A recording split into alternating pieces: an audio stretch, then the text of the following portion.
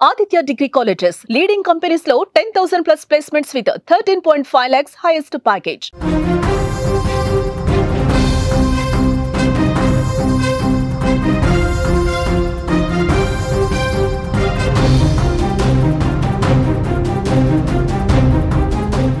Breaking news చూస్తున్నాం. మరోసారి Bharat surgical strike, మయన్మార్లోని వేర్పాటువాదులపై దాడులు, చైనా సహకారంతో రెచ్చిపోతున్న వుల్ఫా ఐపై దాడి, ఈశాన్య రాష్ట్రాల్లోని మిలిటెంట్లపై డ్రోన్స్తో అటాక్, 300 డ్రోన్స్తో విరుచుకుపడ్డ భారత్ సైన్యం, 3 కమాండర్లు హతం, 19 మందికి తీవ్ర గాయాలు.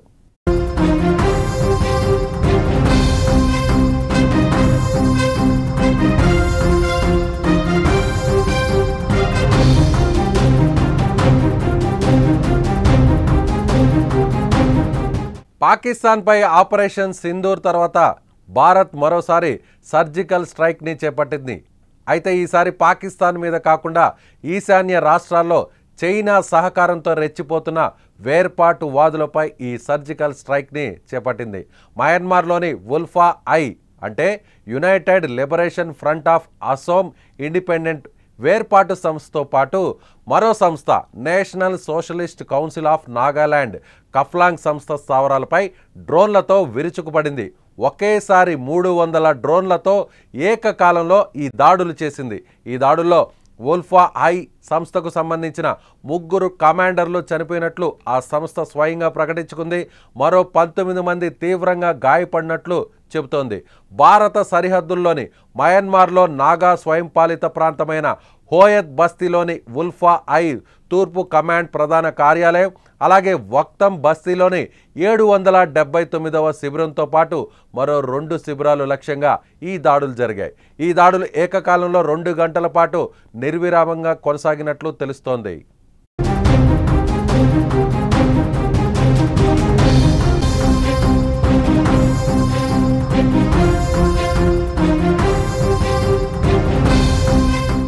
ఈశాన్య రాష్ట్రాల్లో భారత్ని ఇబ్బంది పెడుతున్న వేర్పాటువాదులపై జరిపిన ఈ దాడులకు 300కు పైగా డ్రోన్లను వినియోగించినట్లు సమాచారం.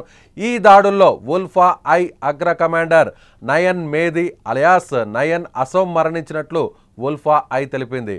పరేష్ బారువా నేతృత్వంలోని నిషేధిత వుల్ఫా ఐ సంస్థకు ఆయన కీలక వ్యూహకర్తగా, సైనిక శిక్షకుడుగా ఉన్నాడు.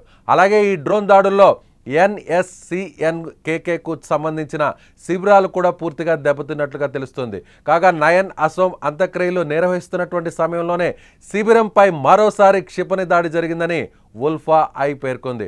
ఆ సమయంలో బ్రిగేడియర్ గణేష్ అసోం, అలాగే కల్నల్ ప్రదీప్ అసోం మరణించారని ప్రకటించుకుంది.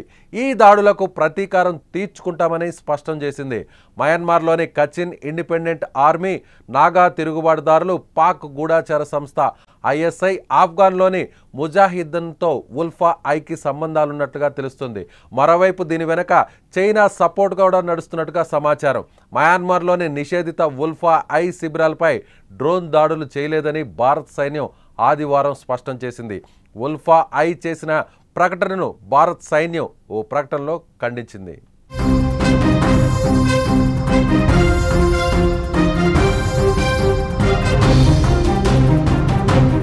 ఈ వేర్పాటువాద సంస్థలకు ప్రత్యక్షంగాను పరోక్షంగాను చైనా మద్దతు ఉంది. వీటిని వెనక నుంచి ప్రోత్సహిస్తూ భారత్లోని ఈశాన్య రాష్ట్రాల్లో అల్లర్లు సృష్టించడమే కాకుండా భారత్ భూభాగాన్ని తమ ఆధీనంలోకి తీసుకోవాలని డ్రాగన్ కంట్రీ గత కొన్నేళ్లుగా కుయుక్తులను పన్నుతోంది. పాకిస్తాన్ కాశ్మీర్లో ఏ విధంగా ఉగ్రవాదులను సపోర్ట్ చేస్తుందో అదేవిధంగా చైనా కూడా వీరికి పరోక్షంగా సహకారం అందిస్తున్న విషయాన్ని భారత్ పసిగట్టింది. ఇప్పటికే ఆపరేషన్ సింధూర్ ద్వారా పాకిస్తాన్కు బుద్ధి చెప్పిన ఇండియా ఇప్పుడు ఈ డ్రోన్ అటాక్ ద్వారా డ్రాగన్ దేశానికి తమ జోలికి వస్తే ఎవరిని వదిలిపెట్టమన్న మెసేజ్ని పంపిందని జాతీయవాదులు చెబుతున్నారు.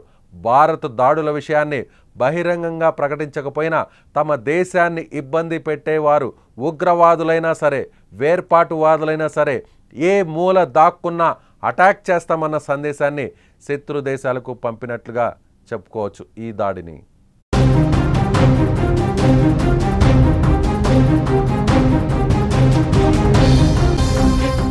ఇప్పటికే కశ్మీర్, ముఖ్యంగా పాక్ ఆక్రమితటువంటి కశ్మీర్ నుంచి అనేక మంది ఉగ్రవాదులను భారత్లోకి చొరబాటు చేసే విధంగా పాకిస్తాన్ ప్రయత్నిస్తున్న విషయం తెలిసిందే. ఇటీవల జరిగినటువంటి పహల్గామ్ అటాక్లో దాదాపుగా 26 మంది చనిపోయిన విషయం తెలిసిందే. ఆ తర్వాత భారత్ చేపట్టినటువంటి ఆపరేషన్ సింధూర్తో పాకిస్తాన్ విలవిల్లాడింది. పాకిస్తాన్కి సంబంధించినటువంటి సైనిక స్థావరాలపైన, పాకిస్తాన్లో ఉన్నటువంటి ఉగ్ర స్థావరాల మీద భారత్ ఒక్కసారిగా విరుచుకుపడింది. అందుకు ప్రతిగా పాకిస్తాన్ భారత భూభాగం పైన భారత పౌరుల్ని టార్గెట్ చేస్తూ అనేక డ్రోన్లు పంపింది. అయితే వీటిని మన S-400 అలాగే డ్రోన్లకు సంబంధించినటువంటి వ్యవస్థ, నిర్వీర్య వ్యవస్థ వాటిని చాలా చాకచక్యంగా ధైర్యంగా అడ్డుకుంది. ఆ తర్వాత భారత్ నేరుగా పాకిస్తాన్లో ఉన్నటువంటి అనేక మిలిటరీ స్థావరాలను స్మాష్ చేసింది. అయితే ఇప్పుడు వెంటనే అమెరికా మధ్యవర్తిత్వం తీసుకొని సీజ్ ఫైర్ను ప్రకటించే విధంగా భారత్కు సూచన చేసింది. ఆ తర్వాత జరిగినటువంటి పరిణామాలన్నీ కూడా మీకు తెలిసిందే. ఆపరేషన్ సింధూర్ ముగియలేదు. ఏ సందర్భంలో అయినా సరే ఉగ్రవాదులు తమ దేశాన్ని ఇబ్బంది పెట్టాలని చూస్తే, తమ పౌరుల్ని లక్ష్యంగా చేసుకుంటే ఖచ్చితంగా మళ్ళీ ఆపరేషన్ సింధూర్ కొనసాగుతుందని భారత ప్రధాని చెప్పిన విషయం తెలిసిందే. అయితే ఇప్పుడు తాజాగా పాకిస్తాన్కు వెనక నుంచి సపోర్ట్ చేస్తూ పాకిస్తాన్కు ఆయుధాలను అలాగే పాకిస్తాన్కు ఆయుధ సంపత్తిని అందిస్తున్నటువంటి చైనా, ఈశాన్య రాష్ట్రాల్లో చైనా భారత్ని ఇబ్బంది పెట్టే ప్రయత్నం చేస్తున్న విషయం తెలిసిందే. అనేక సందర్భాల్లో భారత సైనికులు, చైనా దేశానికి సంబంధించినటువంటి సైనికులు బాహాబాహికి దిగినటువంటి సంగతి తెలిసిందే. అందులో కొంతమంది చనిపోయిన విషయం కూడా తెలిసిందే. అయితే ఇప్పుడు తాజాగా ఈశాన్య రాష్ట్రాల్లో అసోం కావచ్చు, నాగాలాండ్ కావచ్చు, ఇలాంటి ప్రాంతాల్లో మయన్మార్ దేశంలో కేంద్రంగా చేసుకొని కొంతమంది వేర్పాటువాదులు అక్కడ తమకు స్వయంగా తమ రాష్ట్రాన్ని తాము పరిపాలించుకుంటామని, తమకు ఒక సపరేట్ దేశం కావాలంటూ కూడా గత కొన్ని సంవత్సరాల నుంచి కూడా వాదాన్ని వినిపిస్తున్న సంగతి తెలిసిందే. వీరందరికీ కూడా వెనక నుంచి చైనా సపోర్ట్ చేయడం, వీరందరికీ వెనక నుంచి చైనా ఆయుధాలను అందించడం, వీరందరికీ వెనక నుంచి ఆర్థికంగా సపోర్ట్ అందించడం, ఇలా భారత్ను ఇబ్బంది పెట్టేటువంటి ప్రయత్నం పదే పదే చేస్తున్న సంగతి తెలిసిందే. అయితే వాళ్ళందరూ కూడా ఒకే ఒక్క సమాధానం చెప్పింది భారత్. అది పాకిస్తాన్ అయినా, చైనా అయినా, ఎవరైనా సరే, ఉగ్రవాదులైనా సరే, వేర్పాటువాదులైనా సరే, ఎవరైనా సరే తమ దేశం జోలికి వస్తే, తమ దేశంలోని ఏ భూభాగాన్నైనా టార్గెట్ చేస్తే వాళ్ళెవ్వరినీ కూడా వదిలిపెట్టాం. వాళ్ళు పాకిస్తాన్లో ఉన్న, పాకిస్తాన్ ఆక్రమిత కాశ్మీర్లో ఉన్న, ఇప్పుడు మయన్మార్ లాంటి పొరుగు దేశంలో ఉన్న, పొరుగు ప్రాంతంలో ఉన్న, ఎక్కడ నక్కి ఉన్నా, దాగి ఉన్నా వాళ్ళని వదిలిపెట్టేది లేదు.